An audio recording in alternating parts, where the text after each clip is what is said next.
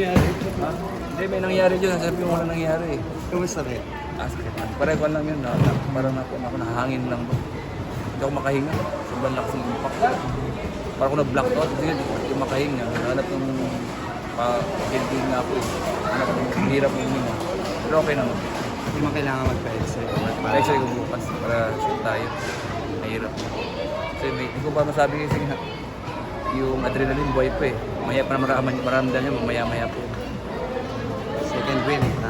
Tagal-tagal din mula nung Kasi sabi ko nga sa inyo, sobrang hirap sa bigat kasi nga yung kumpiyansa nga nabawas sa parang mahaba ng moral namin. Kaya sabi nga namin, nanalo kami ng ganitong laban. So parang konti-konti, nag-climb kami. So yun, mas malakas para Christmas Day, Ginebra, di ba? So another test naman para sa amin.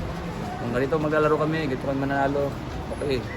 So mag-grind kami kasi ito na yung talaga eh, yung destiny namin siguro. So ganito kasi, nanalo kami ng points, kami nanalo ngayon. 2 points ba? Ano ba? 3 points ba? 2 points? 4? O diba? Sobrang margin ng namin. Tatalo kami 2, 3, nanalo kami ng 4. So wala yung parang wala yung matikit. So kami nga namin, pahinga muna bukas tapos reset yung mind namin, move forward yung kasi nga sinasabi dapat nakapatalo mahirap kasi papanalo yung dating mga team na nasa baba, di ba?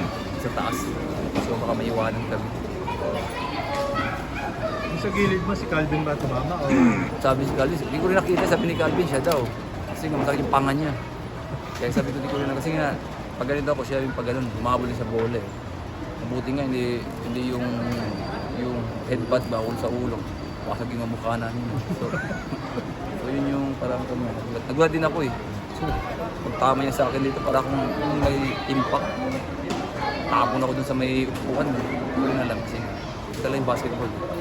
Sabi ni Coach, yung first half kasi, halo kami sa 50-50 ball. So, parang gusto ni Coach manalo. Yun yung ginawa naman namin kasi grabe yung tendency, grabe yung shooting. So, sa labas yung naglalaro, tapos may improve pa sila na dominant sa loob. So, trabaho talaga, lahat nag-effort talaga, lahat of the bench. Ganda yung mga bench namin ngayon. Kasi si Paul, ako si Paul, nasaktan si Paul kanina sa warm-up. So, ngayon, sana makabalik kompleto kami sa Christmas. Okay. Bye. Thank you. Mark, thank you. Good night. Alin ka ha? Dinner.